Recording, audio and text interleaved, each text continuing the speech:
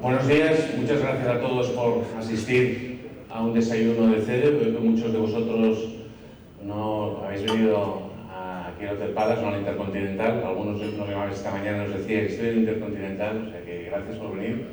Gracias por venir a una edición más de estos 25 años de CEDE, que sabéis que han pasado importantes directivos que desarrollan su actividad aquí en la economía española y que también hemos querido incorporar este año lo que es la figura de embajadores, una cosa que no es habitual en CEDE. Pensamos que cada vez más la presencia internacional, la globalización de la economía, hemos de conocer mucho más de cerca la realidad de diferentes países y hemos querido pues, que este año nos acompañe el embajador de Portugal, João António da Costa Mira Morales, un embajador que está en España desde el 2020, que ha pasado antes, sido embajador delante de la OTAN, ha estado en Berlín y que tiene una dilatada trayectoria. Como yo lo recordaba antes, cuando estábamos aquí en la previa antes de entrar, ha tenido yo creo que una de las mejores ocupaciones, casi como las de Payete o las de Reinés, ¿no? Con lo cual quiere decir que ha despertado un alto interés, no solamente su figura, sino el país al cual representa.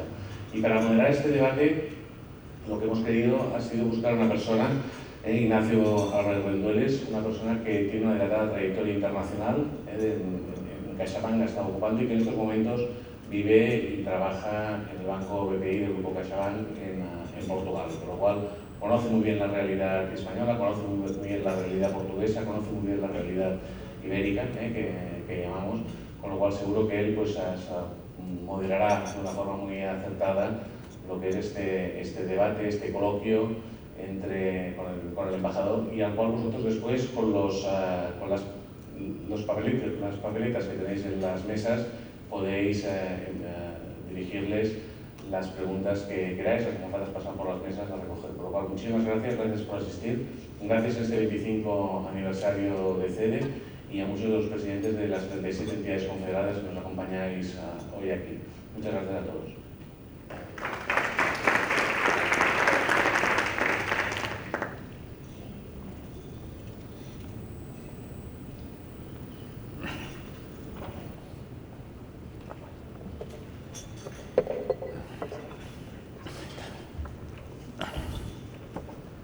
Buenos días.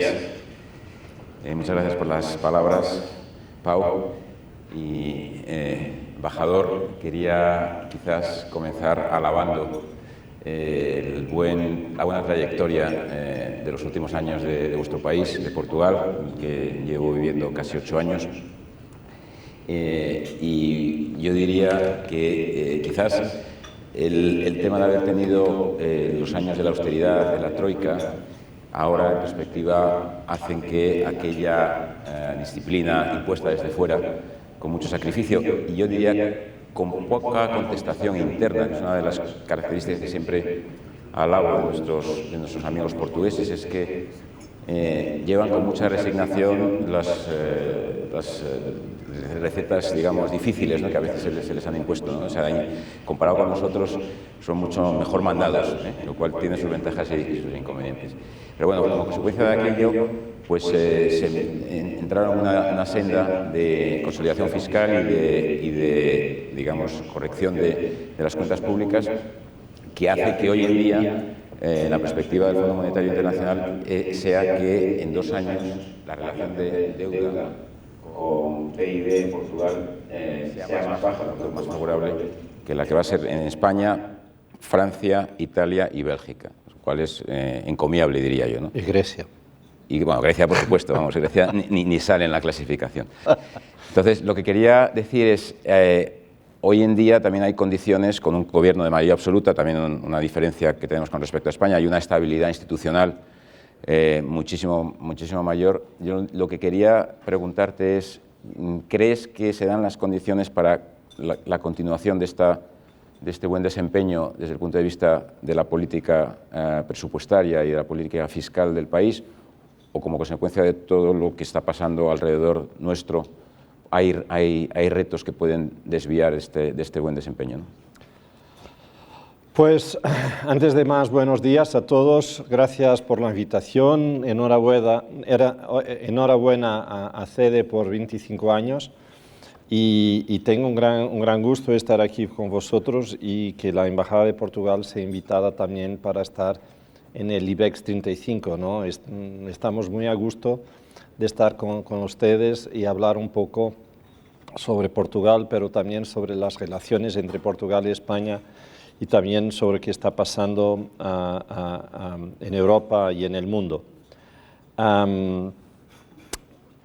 ¿Cómo están las cosas en Portugal? Y yendo a tu pregunta, Ignacio, y gracias también por aceptar a moderar nuestra charla. Nosotros estamos en una buena trayectoria que viene antes de la crisis de la COVID. En 2019, por la primera vez, no tuvimos déficit presupuestario, o sea, tuvimos un pequeño superávit, que fue la primera vez en democracia que lo logramos.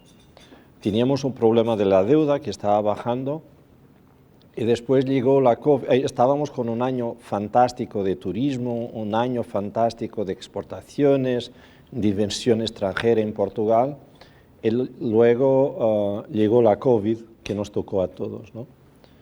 Y tuvimos años difíciles y creo que logramos superar ese reto de la COVID, creo que gracias a las políticas europeas y la forma como la Unión Europea ha respondido a ese gran desafío. Pero lo que es interesante es que ya en 2020 estábamos recuperando algo de las exportaciones y en 2021 exportamos para España 12-14% más que en 2019 y este año ya estamos exportando para España casi 25% más que en 2019, que había sido el año récord. Y eso creo que también es una respuesta cómo la economía, los empresarios se han adaptado a estos desafíos y cómo también logramos encontrar alguna disciplina presupuestaria. Hablaste del gobierno de mayoría, ¿no? Tuvimos elecciones al principio del año y tenemos ahora un gobierno de mayoría absoluta. Pero un gobierno de mayoría absoluta no significa que no haya diálogo social. Y sobre todo en este momento, que es un momento tan complicado para todos, con las cuestiones de energía, pero no solamente de energía, el gobierno logró la semana pasada un acuerdo entre empresarios, las asociaciones empresariales, los sindicatos, sobre temas muy importantes como salarios, pensiones y beneficios sociales. El único sindicato que se quedó fuera de este acuerdo es el sindicato controlado por el Partido Comunista. Pero los demás tuvimos un acuerdo que es muy importante en un órgano que se llama concertación social, que es muy importante para dar estabilidad en estos años complicados cuando tenemos que gestionar la inflación que está tan grande. Ese acuerdo, que ha sido contestado por los sectores más a izquierda, claro que no compensa todo que hemos perdido con la inflación. Pero eso es casi imposible. Y hay, seguro que aquí muchos economistas, si nosotros vamos a subir los salarios al mismo ritmo que la inflación, no vamos a controlar la inflación. Y por eso logramos ese acuerdo sobre salarios, pensiones, que yo creo que es muy importante para dar esa estabilidad y para que también podamos enfrentar este invierno, que va a ser un invierno complicado, y toda la incertidumbre que tenemos por delante. Hay algo que también ha ayudado a Portugal, y creo que también a España, en estos momentos, y que nosotros empezamos a hacer la inversión en energías renovables hace muchos años. Inversión que no fue financiada por Europa, que fue financiada por el presupuesto de Estado portugués. Nosotros financiamos, todos los portugueses, ¿no?, que pagamos los impuestos, incluso yo, financiamos 17.000 millones de euros en inversiones en energías renovables en los últimos años. Lo que nos permite ahora tener una producción energética que el 58% es de energías renovables, que no es poco. Estamos, quizás no sabéis, pero estamos en un mercado ibérico integrado eléctrico. El mercado eléctrico en Península Ibérica es un solo entre Portugal y España y lo gestionamos en común. Ahora tenemos la cuestión del gas, pero quizás no lo sé si vamos a hablar de eso más tarde. Si ahí estoy hablando de más, Ignacio. No, sigue. Tenemos la cuestión de gas, que es una cuestión muy importante, y sobre todo también las inversiones que tenemos en el futuro en hidrógeno verde. Pero esto para decir, el gobierno tiene una estrategia que es seguir apostando en el sector energético, energías renovables, más interconexiones con España, desde España con Europa.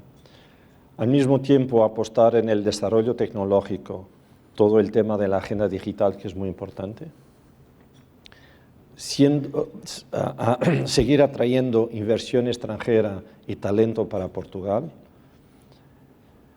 Y al mismo tiempo tenemos que mirar un poco hacia fuera de nuestro entorno y otros países que son muy importantes para nosotros, como en América Latina o en África. Solo para dar algo que quizás también es interesante.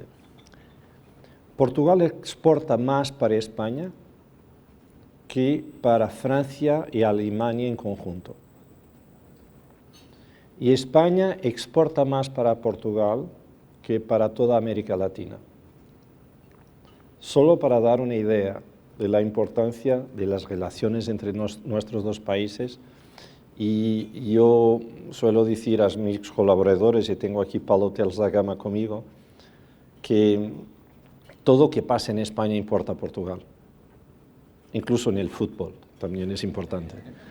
Pero todo que pasa en España importa a Portugal, porque cada vez más somos un mercado integrado, somos un espacio único con dos países soberanos, pero un solo espacio. Yo creo que es este espacio en Península Ibérica que se está desarrollando más, que se está desarrollando mucho, que puede pesar más en conjunto dentro de la Unión Europea. Esa es la oportunidad que tenemos ahora, esa es la oportunidad estratégica que tenemos ahora, y creo que en verdad que tenemos delante de nosotros la hora de la Península Ibérica en la Unión Europea y en el mundo. Tenemos que aprovecharla. Muy interesante. Nosotros en el banco tenemos dos sectores que regularmente identificamos como estratégicos y que son el sector del turismo y el sector de la agricultura. El sector del turismo ha estado en el centro de la recuperación post-pandemia y tengo una pregunta relacionada con él. Tiene que ver con el mundo de las infraestructuras. Cuando comparamos las infraestructuras que tenemos de transporte principalmente en los dos países, pues uno coge el coche de Madrid a Lisboa, que lo hago de vez en cuando, pues es un placer pasar la frontera portuguesa porque ya la carretera es una carretera como Dios manda, ¿no? Mientras que, entonces yo diría que en carreteras hay que pagar, pero nos supera, ¿no? Desde luego, por mucho. Pero para un país turístico llama la atención la inhabilidad, la imposibilidad que han tenido durante muchos años todavía de ponerse de acuerdo sobre dónde va a ser el nuevo aeropuerto, el aeropuerto de Lisboa, y también el tema de la alta velocidad, que para nosotros pues es un hecho ya de hace muchos años, de hace 30 años, y que se está completando la red, mientras que en Portugal todavía entiendo que no hay alta velocidad, ¿no? Entonces me gustaría, todavía hablábamos, preparando un poco esta reunión sobre la alta velocidad, que tenía unas ideas un poco diferentes a las habituales, ¿no? Siempre pensamos, ¿cuándo viene la conexión Madrid-Lisboa, ¿no? Que es lo que desde Madrid, desde luego, nos puede parecer lo más lógico, pero no es lo más lógico desde el punto de vista de Portugal, ¿no? Entonces, puedes hablar un poco de todo el tema de la infraestructura. Es un tema de falta de recursos, porque son infraestructuras muy grandes. ¿Cuál es un poco el desafío que tenéis para completar la buena red de infraestructuras que tenéis en autovías o en autopistas, ¿no? Muy bien, un tema muy interesante. En todas las conferencias, charlas donde voy, siempre me preguntan por el tren entre Madrid y Lisboa, que es importante, es muy importante, pero yendo por partes. El turismo va bien. En agosto de este año, Portugal fue el primer destino turístico para España. Ha suplantado Francia. Y eso creo que también es importante, no solamente por el turismo en sí, pero también para el conocimiento que los españoles tienen de Portugal. Porque ahí también teníamos un déficit. El déficit no es solamente de infraestructura, es también del conocimiento del país. Y eso está cambiando mucho. Por eso el turismo, que para nosotros es fundamental, que tiene un peso de 12% de nuestro PIB, está recuperando bien. Está recuperando bien de una manera que es muy interesante. Mismo si no logramos a tener los mismos números de turistas que teníamos en 2019, los ingresos son superiores a los ingresos de 2019, mismo no contando con la inflación, ¿no? O sea, estamos atrayendo turistas que tienen más capacidad económica y ese es el turismo que nos interesa. Al mismo tiempo que estamos trabajando en el turismo más sostenible, que también cada vez es más importante, y estamos trabajando en una estrategia conjunta para turismo sostenible transfronterizo, que es muy interesante también. Nosotros entre Portugal y España tenemos una estrategia común de desarrollo transfronterizo, porque tenemos el mismo desafío en la raya, que salvo en el norte, en el Miño, es la parte menos desarrollada de los dos países. Y por eso hace 2 años firmamos una estrategia común y dentro de esa estrategia común el tema del turismo es un tema muy importante porque creemos también que se puede hacer un triángulo virtuoso si metemos turismo con cultura y con desarrollo económico para esas regiones, trabajando con los artesanos, con las pequeñas y medianas empresas. Si hacemos este triángulo, creo que tenemos más capacidad no solamente de desarrollo económico, pero también para atraer residentes y turistas. Pero vamos a hablar de infraestructuras.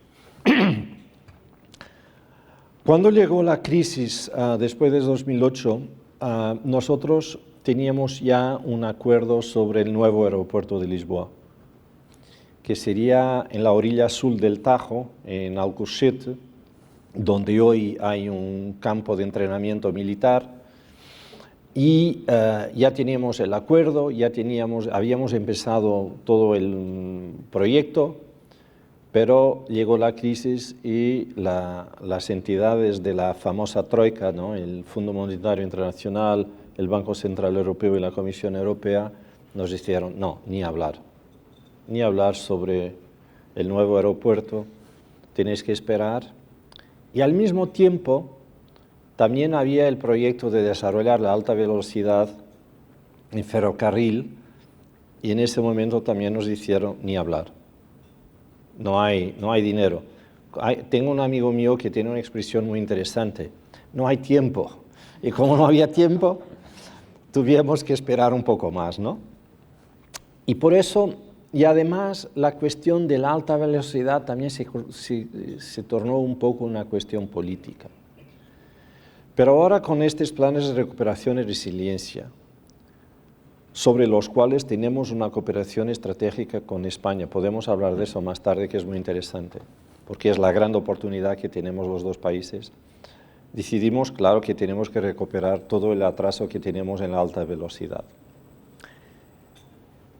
Pero entendéis que la primera prioridad tiene que ser a conectar las dos ciudades más importantes del país, Lisboa y Oporto. Nadie comprendería que la alta velocidad empezase entre Madrid y Lisboa sin conectar Madrid con Barcelona, ¿no? Eso creo que es más o menos obvio. Y entonces nuestro proyecto es conectar Lisboa con Oporto, primero, ¿no? Conectando Lisboa con Oporto, queremos conectar después Oporto con Vigo, porque este eje es un eje potentísimo en las relaciones entre los dos países. Y llegando a Vigo, estaremos dentro de la red de alta velocidad de España. Desde que, y este es muy importante, el gobierno de España construya la salida de Vigo Sur hasta la frontera, ¿no? we need two for tango, ¿no? Necesitamos de dos para bailar, ¿no? Y por eso nosotros vamos a llegar ahí, pero es necesario que exista algo del otro lado, ¿no? Y la salida de Vigo Sul todavía se está hablando, ¿no? Pero nosotros queremos tener otras conexiones con España porque son fundamentales. Entonces, entre Oporto y Lisboa, hay aquí una ciudad que es Aveiro, que queremos hacer la conexión de alta velocidad, como si fuera una T, con Salamanca, Zamora y después bajar a Medina del Campo. O sea, llegaríamos a Madrid por ahí. Tarda más, pero ahí tendríamos la posibilidad de bajar a Medina del Campo y a Madrid, o subir en dirección de la frontera francesa, que también nos interesa a Portugal y interesa mucho a España, creo, ¿no? Otro día estaba hablando con el presidente de Castilla y León y estábamos hablando sobre eso. Estuve en el País Vasco, también estaba hablando sobre esto. Vamos. Pero al mismo tiempo que tenemos este proyecto, que ves más que un proyecto porque ya tenemos fechas y financiación, ahora sí tenemos tiempo, estamos construyendo una otra conexión para mercancías que va a estar concluida al final del próximo año, del 23, entre el puerto de Sines y la plataforma logística de Badajoz. Y eso va a estar terminado para mercancías alta de velocidad que en el futuro también puede ser utilizada para pasajeros. Porque nos gustaría también, estamos hablando con nuestros amigos aquí, que desde Badajoz se pudiese unir también un ferrocarril de mercancías rápidas hasta Valencia. ¿Por qué? Porque estaríamos conectando un puerto del Mediterráneo, del Canal de Suez, con un puerto del Atlántico, del Canal de Panamá. Y estaríamos desarrollando aquí en España un hub de mercancías, de intercambio de mercancías entre Asia y América. Y esto creo que es muy importante. Pero no nos quedamos ahí, porque también nos gustaría que aquí en España hicieran la conexión entre Sevilla y Huelva, para Huelva llegar en Algarve. Y si tenemos esa conexión de Sevilla-Huelva-Algarve, estaremos conectando el corredor atlántico con el corredor mediterráneo con el corredor atlántico. Este es nuestro proyecto de ferrocarril. Y me pregunto, ¿y Lisboa-Madrid? Lisboa-Madrid depende de algo que es muy sencillo, pero al mismo tiempo muy complejo. Y depende del tema donde yo empecé, el nuevo aeropuerto de Lisboa. Porque tenemos que primero decidir dónde va a estar el nuevo aeropuerto de Lisboa para decidir dónde va a llegar el AVE que viene de Madrid. Porque si es para llegar a Lisboa, necesitamos de construir un tercer puente. Si el aeropuerto está en la orilla sur, el AVE puede llegar al aeropuerto y desde ahí después llegar por la malla urbana de transportes a Lisboa, ¿no? Pero esa es la parte importante, que todavía hay ahora un acuerdo entre el gobierno y el principal partido de la oposición, llegaron a un acuerdo, llegaron a un acuerdo sobre cómo vamos a preparar la decisión sobre el nuevo aeropuerto de Lisboa. Ya tenemos muchos estudios, pero ahora es necesario tomar la decisión y adaptar los estudios de impacto ambiental. Y creo que la fecha es que en menos de un año tenemos que tener ese acuerdo entre los dos principales partidos sobre el nuevo aeropuerto y a partir de ahí tenemos que empezar. Hay distintas soluciones. La que estaba trabajada por el anterior gobierno es mantener el aeropuerto de Lisboa, que ya está casi saturado, y construir un otro aeropuerto, sobre todo para low cost, en la orilla sur, donde hoy tenemos una base militar que se llama Montijo. Esa es la solución ahora que estamos trabajando, pero hay otras y quizás van a salir otras posibilidades, que no hay muchas, ¿no? No hay mucho espacio ahí, por eso Alcochete puede ser de nuevo una posibilidad, vamos a ver. Pero lo que es importante es que hay un acuerdo entre el gobierno y el partido de oposición sobre este tema, que es un tema estructural, estratégico para el país. Infraestructuras no es solamente el ferrocarril, tenemos conexiones rodoviarias fantásticas, pero necesitamos de un poco más y por eso hay una conexión entre la Moraleja y Castelo Branco, que también la vamos a hacer ahora, porque ahí no hay conexión con las dos autopistas, y también estamos construyendo dos nuevos puentes sobre el río Guadiana, sobre todo uno entre Alcotí y Sanlúcar de Guadiana, que es importante porque puede también contribuir para el desarrollo de esas regiones transfronterizas que son muy importantes. Por eso tenemos, esta década va a ser una década muy importante y creo que es una década fundamental también para nosotros entrarnos en la época de la alta velocidad por ferrocarril, que es también por cuestiones ambientales no podemos quedarnos fuera.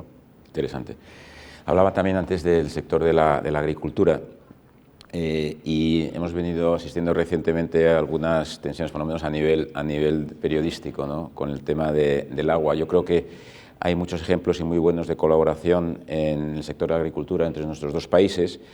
Hay el gran proyecto del Alqueva, que es una grandísima presa en la parte del Alentejo, y que está siendo atracción para no solo inversión española, sino también de otras partes del mundo para el desarrollo de proyectos de agricultura. El tema del agua, de los ríos que fluyen y desembocan en Portugal, pero que nacen en España y son grandes ríos, ¿es realmente una preocupación o es un asunto pasajero de la prensa, ¿no? No, es una preocupación, claro que sí. Es una preocupación porque si miramos los últimos 10 años, el agua que está en los embalses y las presas está bajando. Por la primera vez España está por abajo de 40%, ¿no? Está hoy creo que en el 34% por ahí, y nosotros también sufrimos el mismo problema con la sequía. La cosa buena es que tenemos un acuerdo entre Portugal y España que se llama Convención de Albufeira, que firmamos en el 98 para gestionar toda la cuestión del agua y de todos los temas que tienen un impacto ambiental. Y por eso el agua la gestionamos en conjunto. No hay una guerra del agua entre Portugal y España. Hay un diálogo sobre agua entre Portugal y España.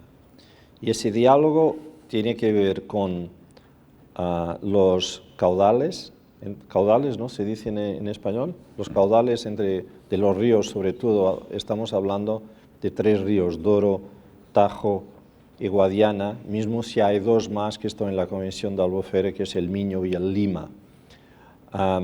Pero tenemos acuerdos sobre los caudales, tenemos acuerdos sobre situaciones excepcionales, como situaciones de sequía, cómo gestionarlas, y tenemos grupos de trabajo para hablar y acordar medidas para combatir la sequía, lo hacemos en conjunto. Tenemos también un diálogo que es muy importante, porque no es solamente la cantidad del agua, es también la calidad del agua, que también hablamos sobre eso, y cómo podemos mejorar la utilización del agua.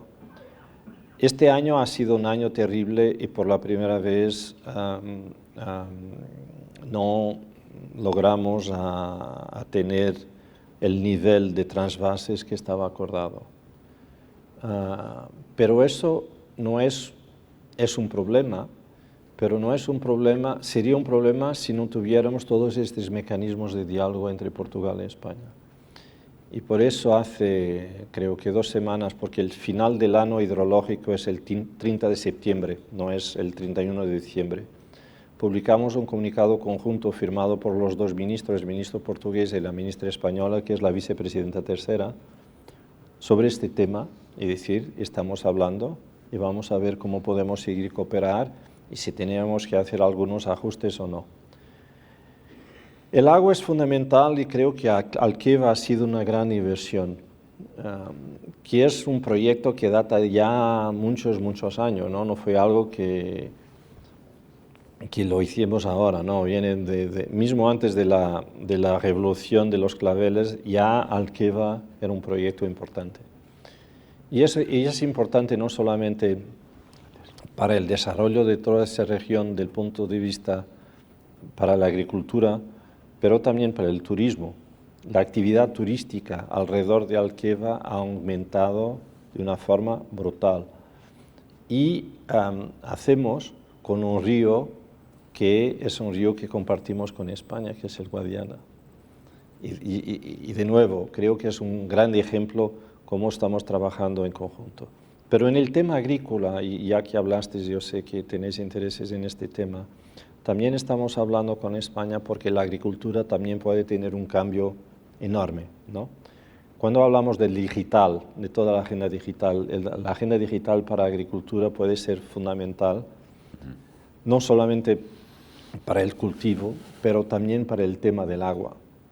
Hoy nosotros con un dron podemos decir si una planta necesita de más agua, menos agua o cuánta agua necesita.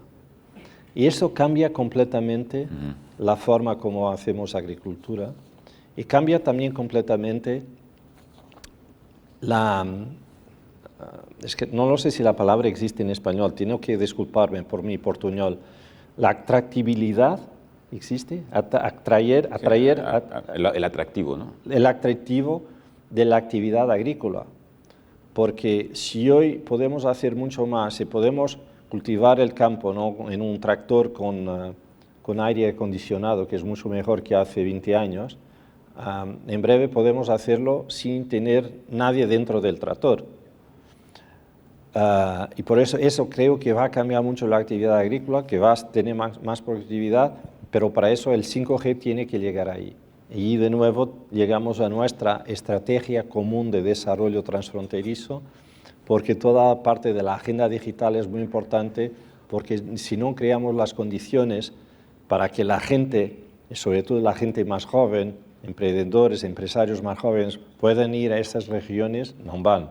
Y para eso es necesario, una de las condiciones es tener acceso a toda la red 5G, porque está en la base de nuestra sociedad. Muy interesante. Cambiando un poco de tema, me gustaría también abordar algo que tiene que ver con relaciones internacionales en dos vectores. Uno es Portugal tiene bastante inversión directa extranjera y en particular de China.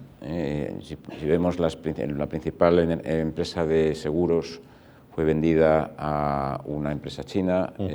La empresa de generación de electricidad principal también tiene una participación china. La de distribución, el segundo banco, tiene como mucha inversión, sabiendo que en general en el mundo occidental pues siempre ha habido cierta reticencia o freno, ¿no?, a esta abertura a inversión sobre todo en estos casos casi siempre son empresas estatales chinas, ¿no? Entonces no sé si nos podrías contar un poco por qué llega a Portugal a abrirse tanto a algo que en el resto de los países europeos hay más reticencias. Evidentemente son decisiones quizá de hace 8 o 10 años. En retrospectiva, evidentemente, hoy también estar muy cerca de China pues es una situación, bueno, un poco más compleja, ¿no?, por lo que está pasando a nivel geopolítico. Y quería saber si nos puedes alumbrar un poquito sobre el origen y lo que piensas tú sobre estas decisiones, ¿no?, y estos acercamientos, ¿no? Vale. ¿No quieres seguir hablando sobre alta velocidad? No, es un tema muy interesante y es un tema que casi daría para una conferencia, ¿no? Yo tengo que hacer una declaración de interés antes de responder a esta cuestión. Yo trabajé hace muchos años en Macao, cuando era una colonia portuguesa. Entre el 93 y el 96 trabajé ahí como consejero diplomático del gobernador y trabajé mucho con los chinos y conozco un poco de China. Y por eso nosotros tenemos relaciones muy antiguas con China. No es un país nuevo para nosotros. Nosotros llegamos a Macao en 1557, ¿no? Por eso ya algún tiempo. La cuestión de la inversión china. Portugal no es el único país europeo que tiene inversión china. Y no es el único país europeo que tiene inversión china en sectores estratégicos. Solo para dar dos ejemplos, yo antes de venir a Madrid estaba destinado como embajador de Portugal en Berlín, ¿no? Y ya comenté con Ignacio, un día el gobierno alemán se despertó, se dio cuenta que la principal empresa de robótica había sido comprada por China. O sea, ¿pero cómo es posible? Pero estaba en el mercado, vendieron a China y ya está. Y ahí empezó un poco el debate sobre la cuestión de la inversión de China y también al mismo tiempo sobre el cambio geoestratégico en China y cómo estamos mirando el mundo. Pero si miramos, por ejemplo, sectores muy importantes como el sector portuario en Atenas, en Grecia, en el Pireo, es controlado por los chinos. Infraestructuras críticas en países de Europa Oriental y de los Balcanes están ahí los chinos. 15 países de la Unión Europea firmaron este famoso Belt and Road Initiative con China. Y por eso yo creo que en realidad tenemos que hablar sobre China, pero tenemos que hablar sobre China desde el punto de vista de la autonomía estratégica de Europa. Porque no podemos decir que no queremos China si Europa no ocupa la plaza que China quiere ocupar. Si tienes un hueco, y además son tantos los chinos, ¿no? Si tienen un hueco, entran. Y eso es lo que estamos también observando en América Latina, en África y en otros lugares. Pero hablando de Portugal, la experiencia, en esos momentos cuando fue la privatización de EDP, teníamos básicamente dos propuestas, una propuesta alemana y una propuesta china. La gran diferencia es que la China tenía un nivel de inversión muy superior a la propuesta alemana. Y era muy difícil elegir la propuesta alemana cuando en ese momento necesitábamos de inversión. Hasta ahora, la experiencia que tenemos, y hablando con ejecutivos de esas empresas que tiene inversión china, es que la participación china en las decisiones estratégicas de las empresas no es relevante del punto de vista del interés chino. Lo que está siempre prevaleciendo es el interés de la empresa y eso es muy positivo. Hasta ahora, China no ha aumentado la participación en el capital social de esas empresas. Al revés, en EDP, en términos de porcentaje, ha bajado. Y al mismo tiempo, China jamás nos ha dicho: tienes que votar esta resolución en Naciones Unidas o en el Consejo de Derechos Humanos porque nosotros tenemos inversiones en Portugal. Jamás nos ha dicho esto. Claro que los chinos también no hablan de una forma tan directa, pero yo sé, nosotros siempre decimos a nuestros amigos chinos, tenemos una gran cooperación, queremos seguir teniendo una buena cooperación, pero tenemos visiones distintas del mundo. Y vosotros tenéis que aceptar que hay visiones distintas del mundo. Pero para volver a la autonomía estratégica, yo creo que es un tema muy importante. Y a menudo hablamos de autonomía estratégica como si fuera solamente una cuestión militar y de defensa. Esta crisis que estamos viviendo y que empezó con la COVID, nos demos cuenta que teníamos una dependencia estratégica de otros países tremenda, ¿no? La cuestión de las mascarillas, de las vacunas, de los ventiladores, de todo. Y ahí empezamos mirando que en realidad el mundo global, que va a seguir siendo el mundo global, no va a cambiar, ¿no? Pero que deberíamos reforzar el papel de Europa en sectores que son fundamentales para Europa. Y ahí llegamos a la oportunidad estratégica para Portugal y España. El más obvio que hablamos todos hoy es energía. Nosotros tenemos la capacidad de no solamente ser un punto de entrada de energía en este caso de gas, para Europa, pero al mismo tiempo de ser proveedores de energías renovables para Europa, porque tenemos una producción que todavía está aumentando y en el futuro, si hablamos de hidrógeno verde, tenemos grandes posibilidades, condiciones fantásticas para producir hidrógeno verde. Para eso necesitamos de tener interconexiones, por eso estamos hablando con los franceses. Mañana vamos a tener una reunión entre el presidente del gobierno de España, el primer ministro de Portugal y el presidente francés para hablar del famoso MidCat, ¿no? Este gasoducto por los Pirineos entre Cataluña y el sur de Francia. Pero también hay otras posibilidades. Si hablamos de toda la fileira, ¿fileira se dice o es gallego? ¿Fileira es gallego, Carmen?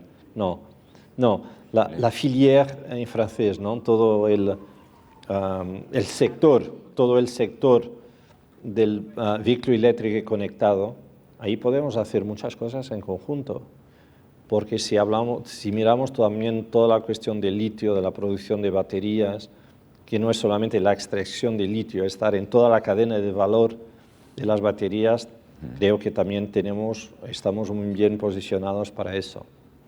Si hablamos de la agenda digital, de nuevo, creo que también tenemos competencias digitales muy fuertes en Portugal. Si hablamos de otras cuestiones que son importantes en la agroalimentar, también podemos hacer mucho en Europa. Y por eso creo, y estamos trabajando en proyectos concretos, el espacio. Portugal es el único país que está mencionado en un PERTE español.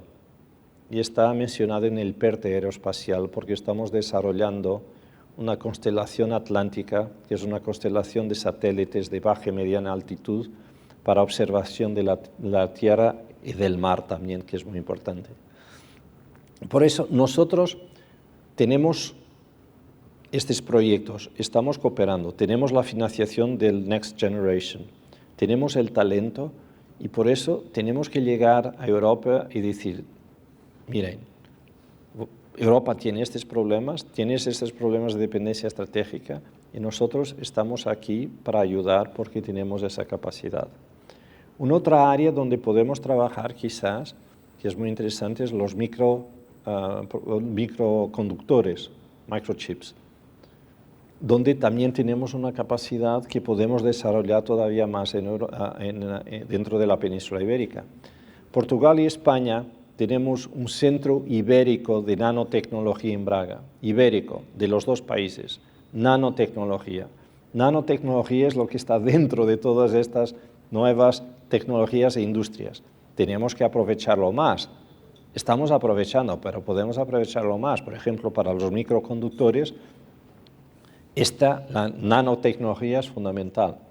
Y también firmamos ahora, este año, un acuerdo para desarrollar el Centro Ibérico de Energías Sostenibles en Cáceres en la misma lógica del Centro Ibérico de Nanotecnología. Esta autonomía estratégica y con lo que estamos haciendo, por ejemplo, con el vehículo eléctrico, es importante porque no podemos sustituir una dependencia energética de una dependencia igualmente vulnerable de materias primas. Porque si no, si tenemos esa gran dependencia solo de un proveedor, por eso tenemos que empezar a diversificar. Porque si no tenemos materia prima, por ejemplo, si no tenemos litio, ¿cómo vamos a fabricar baterías? ¿Cómo vamos a tener vehículos eléctricos? Por eso tenemos que gestionar muy bien desde el punto de vista europeo cómo estas dependencias estratégicas, cómo reforzar nuestra capacidad propia, sabiendo que siempre vamos a depender de alguien, y por eso tenemos que mirar, para llegar de nuevo donde empezamos, tenemos que mirar a otras geografías, no solamente a China y Asia. Chile es uno de los principales productores de litio. África tiene minerios, todos los que necesitamos, y por eso Portugal y España también estamos muy bien posicionados para trabajar en ese momento. Porque Con la guerra en Europa, y pegando de nuevo en mi mapa, ¿no? Que es fantástico, con la guerra en Europa estamos asistiendo a una transferencia del centro de gravedad europeo hacia el este, ¿no? Nosotros tenemos que construir o reforzar la centralidad de la península ibérica, la centralidad de Portugal europea, mirando para el otro lado del Atlántico y para el Atlántico Sur.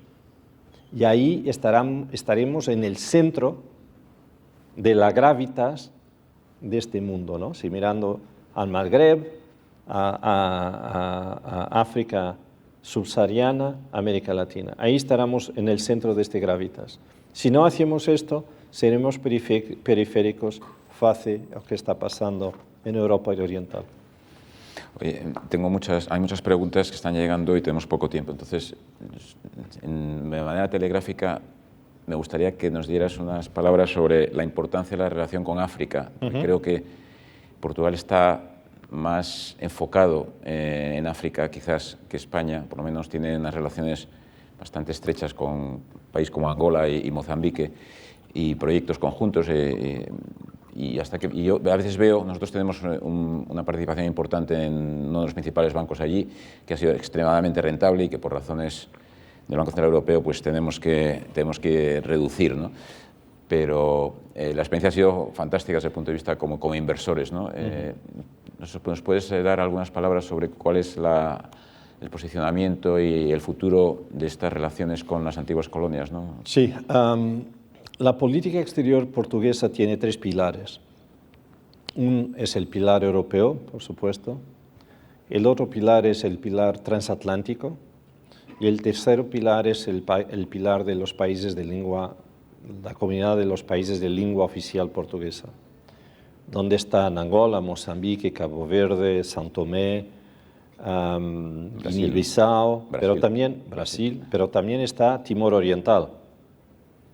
Y está Guinea Ecuatorial, que también es un país que habla portugués. Es una sorpresa, pero hablan portugués. Y por eso, en esa gran comunidad, lo que nos une es la lengua, pero también son las referencias culturales. También nos une el mar, ¿no? Porque fue por el mar que llegamos a todos esos países. Tenemos también un consejo empresarial y en realidad es muy importante las relaciones entre Portugal con, por ejemplo, Angola y Mozambique. No es que sean muy importantes dentro de nuestra balanza de pagos o para el PIB portugués. Es muy importante para anclar esos países con una referencia europea y para anclar esos países con la Unión Europea. Porque para la estabilidad de África y para el desarrollo de esos países, de nuevo, vamos a llegar a las opciones. ¿Quieren hacerlo con los chinos, con los rusos o con los europeos? Claro, nosotros, y sus referencias son europeas, pero es la cuestión, si hay un señor que llega aquí, me da más dinero en menos condiciones, claro, voy por él, ¿no? Fantástico. Por eso tenemos que trabajar con África y tenemos que trabajar con los países africanos, quizás con un poco más de flexibilidad y de una forma más, diría, inteligente. Tenemos un desafío enorme en África. Si miramos toda la África subsahariana, Malí, República Centroafricana, ahora Burkina Faso, Chad, no es solamente una instabilidad, hay una criminalidad organizada que por veces decimos que son grupos terroristas, pero pueden ser terroristas por la noche, criminales durante el día, que es una amenaza muy grande para nuestra estabilidad europea. Por eso invertir en África, invertir en países que son estables en África, como es el caso de Angola, yo creo que es fundamental no solamente para Portugal y para España, pero es fundamental para la Unión Europea también. Y por eso, de nuevo, tenemos que crear esta centralidad en la península ibérica, mirando también hacia África. Nosotros organizamos por la primera vez una cumbre Unión Europea-África en el año 2000. y tuvimos una cumbre el año pasado de nuevo, pero tarda un poco, ¿no? Porque hay siempre una tendencia de llegar y decir a los africanos, tenéis que hacer esto, esto, esto, ¿no? Y tiene que ser más construido en la base de un diálogo y escuchar más y dar más capacidad a los africanos también a construir su propia organización y sus propias organizaciones regionales para hablar con nosotros. No podemos no mirar a África, y creo que también la presidencia española de la Unión Europea en el segundo semestre del 23 va a ser muy importante, sobre todo para dos regiones del mundo, una para América Latina, otra para África, porque América Latina también tenemos que avanzar. El acuerdo con Mercosur tenemos que firmarlo, es bueno para las dos partes. Tenemos acuerdos comerciales con México y con Chile, pero sobre todo tenemos una relación política que también tenemos que meterla a nivel estratégico entre la Unión Europea y América Latina. Muchas gracias. De todas las preguntas que hay algunas que muestran cierta preocupación por asuntos fiscales y relativos entre los dos países, y bueno, no voy a ponértela porque es quizás... Pues podemos hablar de alta velocidad. Podemos hablar de alta velocidad. No, pero hay una que yo tenía pensada y que me parece importante, es las expectativas demográficas de ambos países, y yo creo que incluso de Portugal son peores que las de España. He visto algunas estadísticas en las que, no sé, no acuerdo cuál era el año, si 2075 o 2100, que pasaba de 10 millones a 6 millones. Pero hemos asistido, después de la pandemia, y como consecuencia, bueno, de lo bien que está haciendo el país, y que ha sido, yo le decía a el presidente de mi banco, ha sido redescubierto. No te equivoques, ha sido descubierto, él decía, ¿no? Por los extranjeros. Estamos hablando de gente de Francia, gente de Brasil, de Turquía, de muchos sitios, muchos americanos también ahora. Sí. Y entonces, bueno, te encuentras con que es un sitio donde de repente, con la pospandemia, el teletrabajo, pues la gente se establece, obtiene el atractivo fiscal, evidentemente, pero más allá de eso es la seguridad, el tiempo, la manera en la que los portugueses acogen al extranjero, la posibilidad de hablar inglés en cualquier sitio, con cualquier persona de cualquier condición, cosa que no es habitual en ningún país europeo. Y yo creo que eso es una ventaja que debería explotar al máximo Portugal, porque puede hacer una gran diferencia para invertir la tendencia demográfica, no solo aceptar inmigrantes que vengan de África, sino también gente, digamos, con mayor capacidad, mayor formación, que quiera establecer su capacidad, su familia, su trabajo en Portugal, ¿no? Aquí me dicen, en los últimos años la situación fiscal portuguesa ha atraído a numerosos teletrabajadores y empresas, que es lo que estoy diciendo. ¿Cree que España debería tomar nota de ello? Bueno, yo creo que no es tanto responder a esta pregunta, sino todo este tema del atractivo que tiene ahora Portugal. Yo creo que es una gran oportunidad, no sé si estás de acuerdo conmigo, y hasta qué punto políticamente se es consciente, se quiere crear las condiciones para que esto permanezca en el tiempo y sea cada vez más atractivo, ¿no? Yo siempre hablo, aparte de Portugal, que me parece que es como la California o la Florida de Europa, ¿no? Entonces, California, bueno, Florida atrae muchos reformados que dicen allí, que son jubilados, pero yo creo que el desafío es también atraer gente que vaya allí a crear valor y a trabajar, ¿no? No solamente a cobrar la pensión con una baja imposición, ¿no? Vale, muy bien. Yo creo que los que mejor pueden hablar de las condiciones para vivir y trabajar en Portugal son los expatriados como tú que están ahí y las empresas españolas que fueron a Portugal, la experiencia que tienen en Portugal. Y el feedback que tenemos normalmente es muy bueno. Pero yo quería empezar por decir que nosotros necesitamos de todos, de todo tipo de trabajador. Tenemos una política que estamos desarrollando dentro de esta comunidad de lengua oficial portuguesa de libre circulación de trabajadores. La estamos ahora implementando y estamos también hablando con otros países para tener una migración regulada para Portugal y también para tener trabajadores temporeros, un poco como hacen aquí con Marruecos. Vamos a hacer lo mismo, firmamos un acuerdo, tenemos de otros países, porque en realidad necesitamos de esa mano de obra, ¿no? No hay suficiente para el campo, para otras actividades, necesitamos. Pero al mismo tiempo estamos conscientes que Portugal tiene algunas condiciones, ventajas para atraer gente, ¿no? Estamos no solamente jubilados, pero también la inversión extranjera en Portugal ha aumentado muchísimo. Vemos que estos nómadas digitales cada vez más existen en Portugal. Creamos un ecosistema de startups y de innovación que es muy potente, un poco porque también acogemos el Web Summit, que es una ancla muy importante para todas estas materias.